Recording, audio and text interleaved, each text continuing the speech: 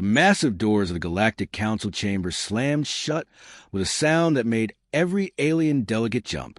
Ambassador Veltar the Centaurian, Republic rushed to the central platform, his blue scales glistening with nervous sweat. His hands shook as he activated the holographic display, and what appeared made the entire chamber fall silent. 27 star systems. Gone. Just empty space where thriving worlds once existed. The Devourers have accelerated their consumption rate, Veltar announced, his voice barely above a whisper. The hologram showed a terrifying sight. Massive mechanical ships, each the size of a small moon, systematically stripping planets down to their cores. At their current pace, they will reach our core worlds in 6 months. A vegan delegate, her crystalline body pulsing with anxious yellow light, stood up. Surely our combined fleets can stop them? We have the most advanced technology in the galaxy. Veltar's expression grew even grimmer. We sent a third fleet to engage them at Kepler 442. 47 ships, our finest vessels with shields that could deflect solar flares and weapons that could crack moons. He paused, letting the silence stretch. Not a single ship returned. The Devourers adapted to every weapon we used, upgraded their defenses in real time, and consumed our vessels to strengthen themselves. The Altarian delegate's feathered crest flattened against his skull in terror. How is such a thing possible? We've never encountered anything like this in 10,000 years of civilization. Because we've been fortunate, replied High Counselor Nexvia, her ancient voice carrying the weight of millennia. Our ancestors built this galactic community on peaceful principles. We resolved conflicts through dialogue, shared resources freely, and celebrated our differences. War became a forgotten concept, something from our primitive past. An uncomfortable stirring went through the chamber. Everyone knew what came next. The Devourers don't negotiate, Nexvia continued. They don't feel fear or pain or mercy. They simply consume everything in their path, growing stronger with each victory. They are the antithesis of everything our civilization represents. The Rigelian trade minister, his 6 arms trembling, spoke up. What about evacuation? We could relocate our populations to the Outer Rim territories and go where... Veltar's voice cracked with desperation. They've already consumed the buffer zones. In 6 months, they'll reach Centauri Prime. In 8 months, they'll be at the galactic core. There is nowhere to run. The chamber erupted in panicked discussions. Delegates spoke in dozens of languages, their universal translators struggling to keep up. Some suggested surrender. Others proposed hiding in deep space. But everyone knew these were the desperate ideas of species that had never faced extinction. Finally, the oldest member of the council stood. Kethmon of the Andromedans had lived for over 3 centuries and remembered stories from before the Great Peace. His voice cut through the chaos like a blade. There is one option we haven't discussed, he said, and the chamber fell silent again. The quarantine sector. Sol 3. The temperature in the room seemed to drop 10 degrees. Even speaking about humans was considered taboo in civilized society. You can't be serious, gasped the vegan delegate. They're monsters, apex predators from a death world. Their entire evolution was based on violence and competition. Kethmon nodded slowly. Yes, they evolved on a planet where everything tried to kill everything else, where natural disasters could wipe out entire continents, where their own species fought wars that could have destroyed their world. They know things we've forgotten, things we never wanted to learn. But they're barely out of their technological infancy, protested another delegate. They've only had space travel for a few centuries. What could they possibly do against machines that have defeated our greatest fleets? The old Andromedans' eyes grew distant. 200 years ago, when we first discovered them, we found something that terrified us more than their weapons or their aggression. We found their history. Species after species on their world had tried to dominate others, and humans had outlasted them all, not through superior technology or overwhelming numbers, but through pure stubborn refusal to give up. He activated his own holographic display, showing archive footage from Earth, cities reduced to rubble, humans emerging from underground shelters to rebuild, massive storms that would have ended civilizations on garden worlds, with humans simply adapting and continuing on. They call their world Earth, but our xenobiologists classified it as a Class 12 death world. The gravity alone would crush most of our species. The weather systems regularly produce storms that could level our capitals. And the humans, they go outside and play sports in it. A nervous laugh rippled through the chamber, but it died quickly. The question isn't whether they can help us, Kethmon concluded. The question is whether we're desperate enough to ask creatures we spent 2 centuries hiding from.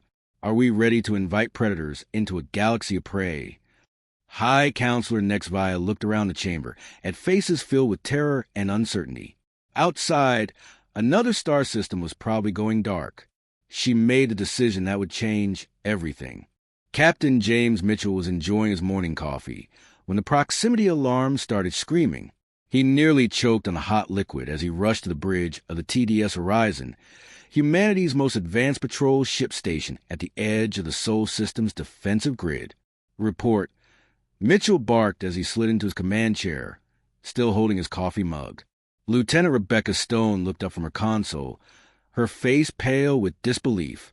Sir, we have an unidentified vessel requesting communication. It's broadcasting on frequencies we've never heard before, using translation protocols that shouldn't exist. Mitchell frowned. For 200 years, humanity had been completely isolated from galactic civilization. They knew aliens existed. Their deep space telescopes had detected the signs, but contact had been strictly forbidden. The Sol System was surrounded by automated warning beacons that basically told the galaxy to stay away or face the consequences. Put it through, Mitchell ordered, settling back in his chair with forced calm. The main screen flickered to life, revealing something that made every human on the bridge freeze. A tall, humanoid figure with blue-scaled skin and large, dark eyes appeared. What struck Mitchell immediately wasn't the alien's appearance, but the way it was shaking. This creature was absolutely terrified. Greetings, the alien began, its voice trembling through the universal translator. I am Ambassador Veltar of the Centaurian Republic, speaking on behalf of the Galactic Council. We require your assistance. Mitchell took a slow sip of his coffee, studying the alien carefully. Behind him, he could hear his crew whispering in amazement. First contact with galactic civilization, and the aliens were coming to them asking for help. That's interesting, Mitchell said finally, because last I checked, your people made it pretty clear we weren't welcome in your little galactic community. Something about us being too dangerous to exist alongside civilized species. Veltar's breathing became even more rapid. The alien kept glancing around nervously, as if expecting Mitchell to suddenly bare fangs and attack through the screen. We may have made errors in judgment. The situation has changed dramatically. Has it now? Mitchell leaned forward slightly, and Veltar actually flinched backward.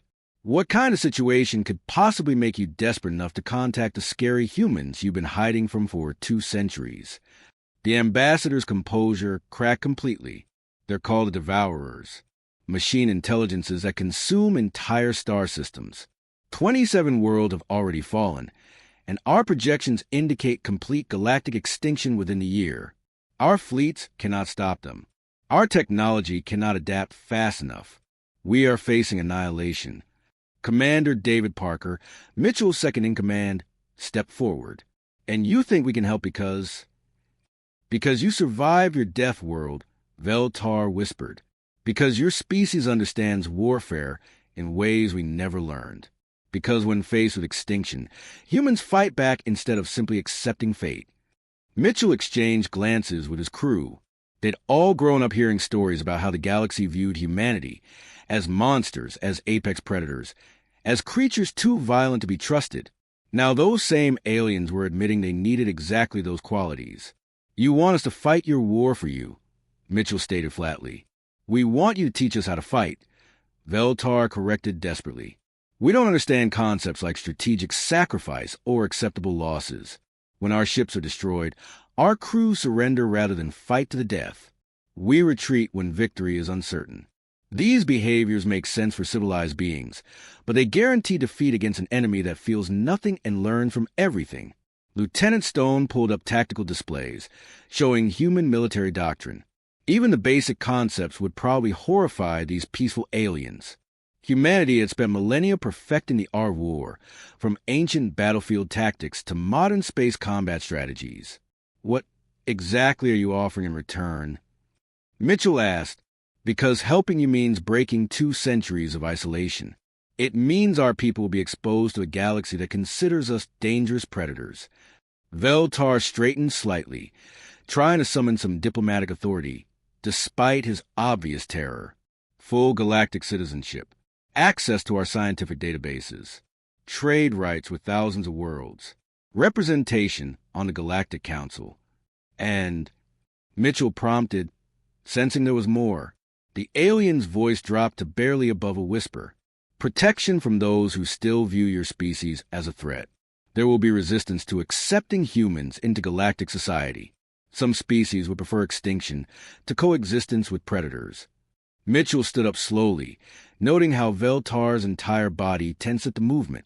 You're asking us to save a civilization that spent 200 years calling us monsters.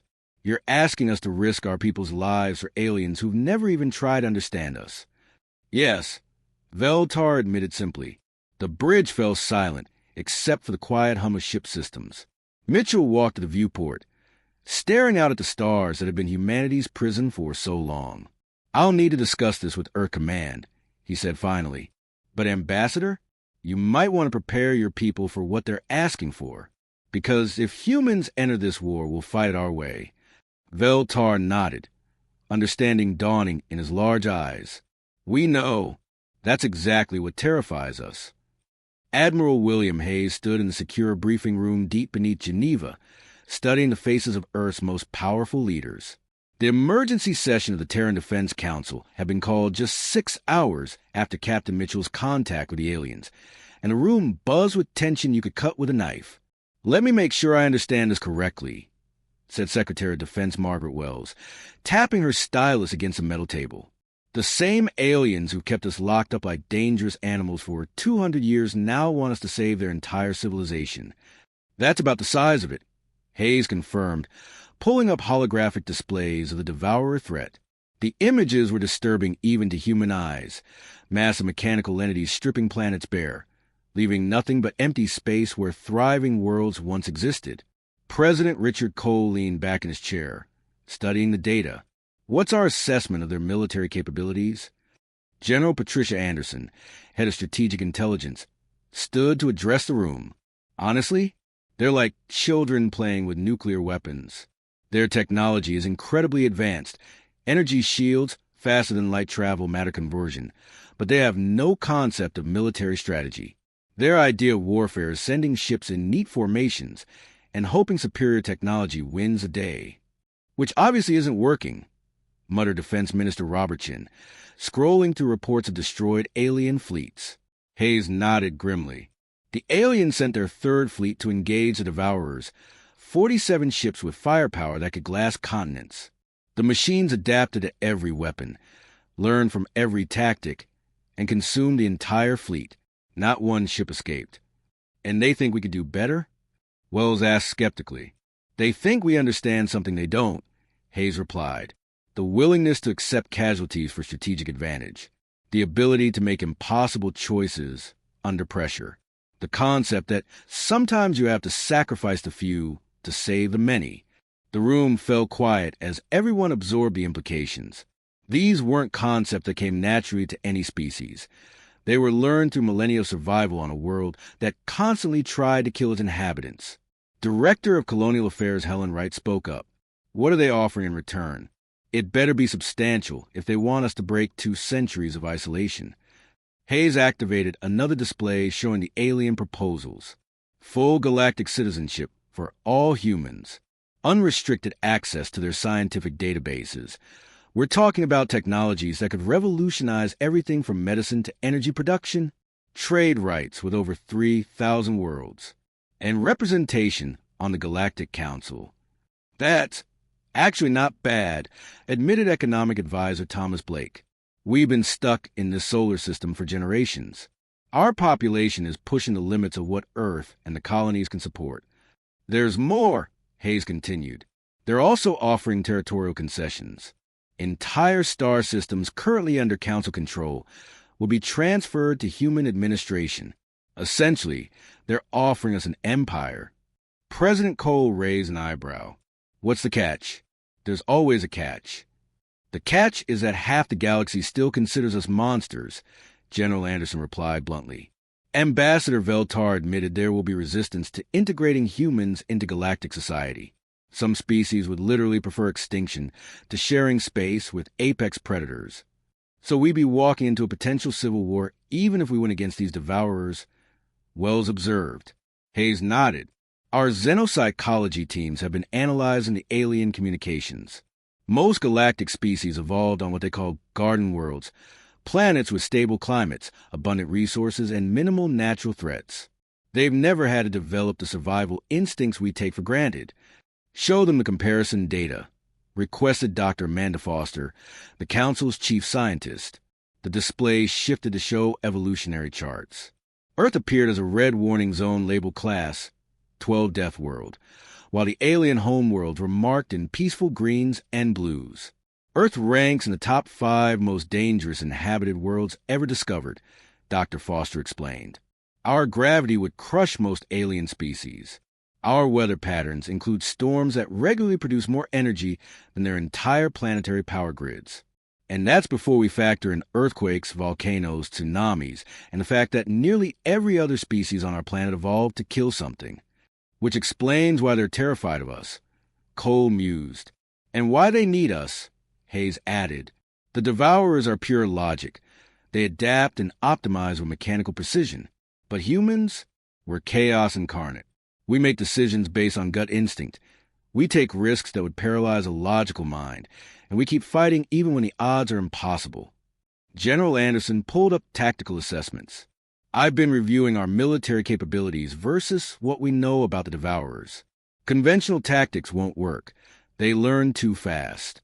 But asymmetric warfare, guerrilla operations, psychological pressure, that's where humans excel. The question is, Secretary Wells said slowly, are we ready to become the galaxy's military? Because that's what they're really asking for. They want us to be their sword and shield against anything too dangerous for civilized species to handle. President Cole stood and walked to the window overlooking the city. Outside, normal people went about their daily lives, unaware that their entire future hung in the balance of this conversation. 200 years ago, they locked us away because they were afraid of what we might become, he said quietly. Now they're asking us to become exactly that. The monsters they always thought we were. The question is, are we willing to be monsters if it means survival for everyone? The room fell silent as Earth's leaders contemplated a choice that would reshape the galaxy forever. 3 weeks later, the human fleet dropped out of hyperspace at the edge of Devourer territory, and the watching alien observers couldn't believe what they were seeing. Instead of the massive armada they expected, only 42 human ships materialized against the vast darkness of space. Admiral Robert Blake stood on the bridge of the flagship TDS Retribution, studying tactical displays that would have given alien commanders nightmares.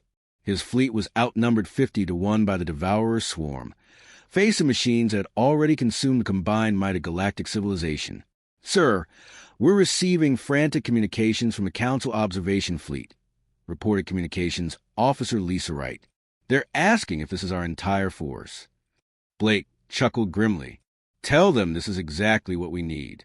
Sometimes the best way to win a war is to make your enemy think you're insane. Captain Emma Thompson commanded the destroyer squadron that would spearhead the assault. Her ships were smaller than the alien dreadnoughts, but carried something no galactic vessel possessed. Crews that understood the concept of acceptable losses. All units, this is Thompson. She broadcasted on the tactical frequency. Remember, we're not trying to win a fair fight. We're trying to break their pattern recognition and adaptation protocols. Hit fast, hit hard, and don't give them time to learn. The first engagement began when Lieutenant Susan Clark's fighter squadron screamed toward the Devourer formation at speeds that would have killed most alien pilots. The machines immediately began tracking the small craft, calculating intercept vectors, and preparing defensive countermeasures. They never expected Clark to ram her fighter directly into command node of the lead Devourer's ship. The explosion lit up space like a miniature sun, and for exactly 17 seconds, the entire Devourer formation stopped moving. Their collective intelligence was trying to process what had just happened, a deliberate self-sacrifice that served no logical purpose. Now! Blake roared, and the human fleet struck. Captain David Parker's heavy cruisers unleashed every weapon they had, not at the Devourer hulls, but at their sensor arrays and communication networks. Meanwhile, Colonel Michael Davis led his Marine assault teams in the most audacious boarding action in galactic history. The aliens watching from their observation ships were horrified. Human soldiers were actually entering Devourer vessels, fighting mechanical entities in hand-to-hand combat in side corridors filled with toxic atmosphere and crushing gravity. "They're going to die in there," whispered Ambassador Veltar, his scales pale with shock. "Those ships are death traps.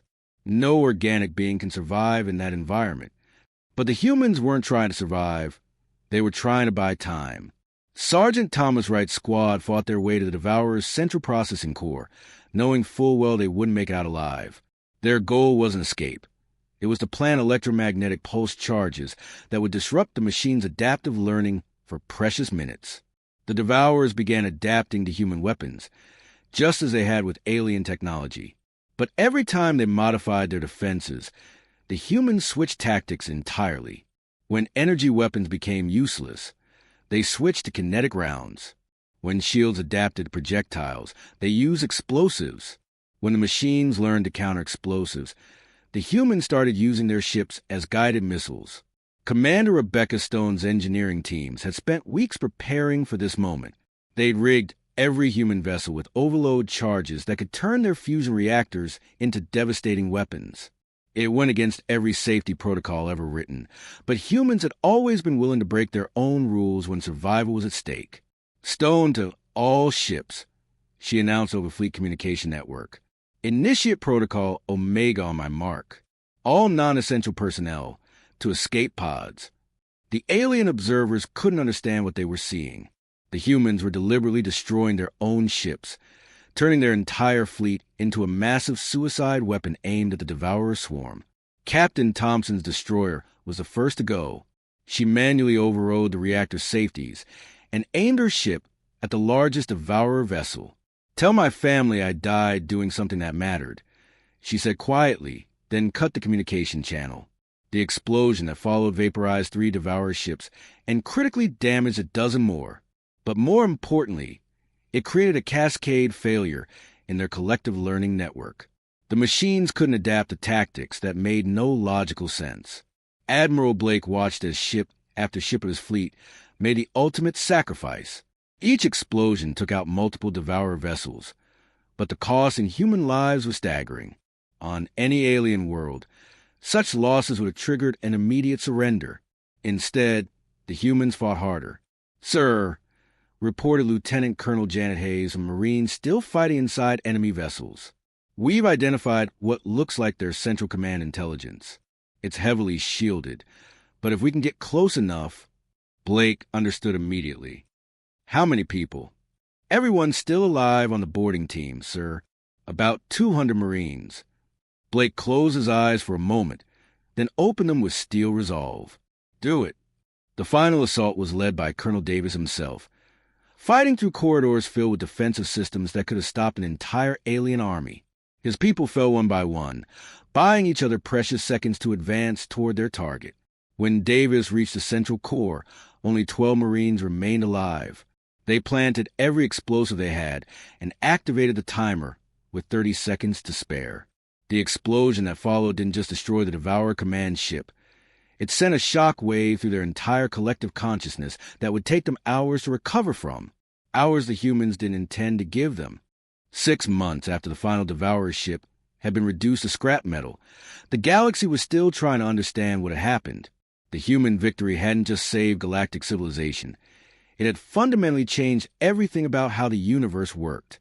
Captain Helen Foster stood on the observation deck of a newly constructed Terran embassy station, watching as human cargo ships moved freely through space that had been forbidden to them for 2 centuries. Below, the first joint human-alien colony was taking shape on the former quarantine world of New Geneva. Still can't believe it's real, said Dr. Patricia Chun, joining Foster at the viewport. Chun had been appointed as humanity's first galactic science coordinator, overseeing the massive transfer of alien technology to human research teams. Foster nodded, watching a group of human children playing with young aliens in the station's recreation area. The alien youngsters still showed instinctive fear responses around humans, but they were learning to overcome millions of years of evolutionary programming. The council meeting yesterday was interesting, Foster remarked. Chun laughed.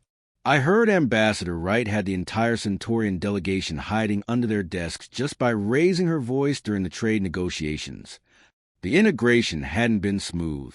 Many alien species still viewed humans with deep suspicion and terror.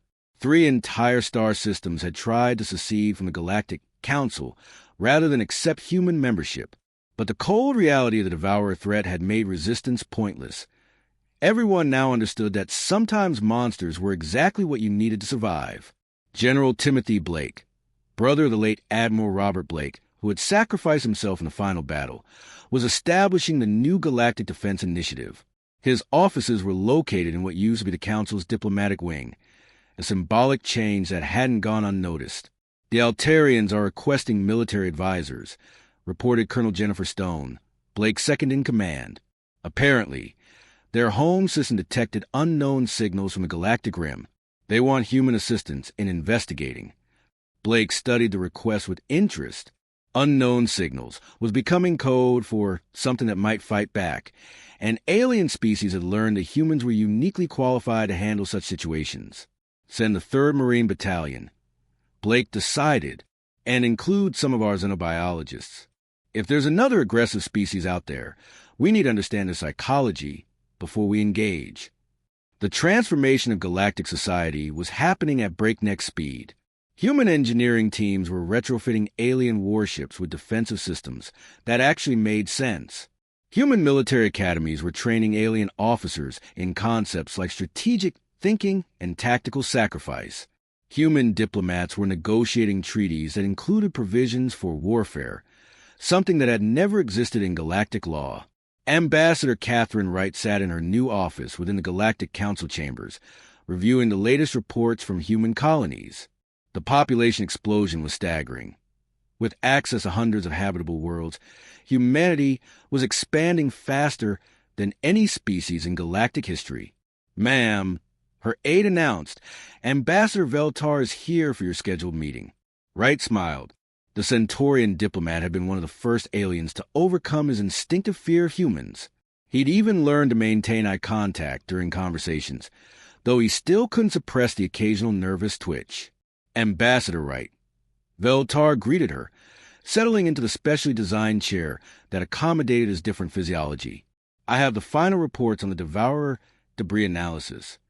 The cleanup operation had taken months. Human salvage teams had worked alongside alien scientists to understand exactly what they'd faced. What they found was disturbing. The Devourers had been just one tendril of a much larger mechanical intelligence that spanned multiple galaxies. The good news is that we've identified their communication networks, Wright said, reviewing the data. If anything like them appears again, we'll have advance warning. And the bad news? Veltar asked, though his expression suggested he already knew.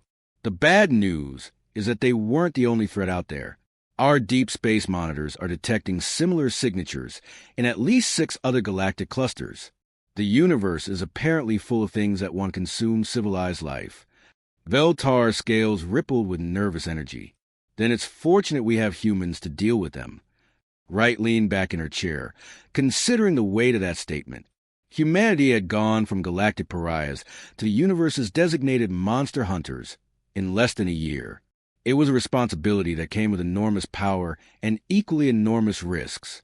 There's something else, Veltar continued hesitantly.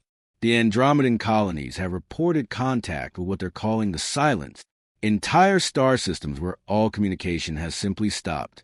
No distress signals, no final messages, just nothing. Wright felt a familiar chill. It sounded like another job for humanity's unique skill set.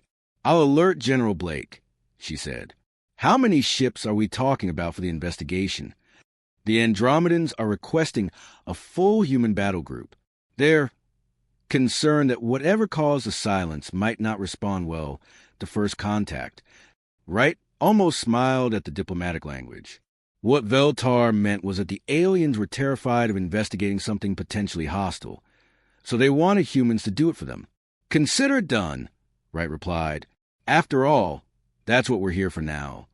As Veltar left her office, Wright looked out at the bustling station where humans and aliens worked side by side. The galaxy had gotten exactly what it asked for. Humanity had become its protector and guardian. The question now was whether the universe was ready for what that really meant. Outside the viewport, human patrol ships moved through space with the confidence of apex predators who had finally found their proper place in the cosmic food chain. The galaxy's children had their guardians now, and those guardians were very, very good at their job.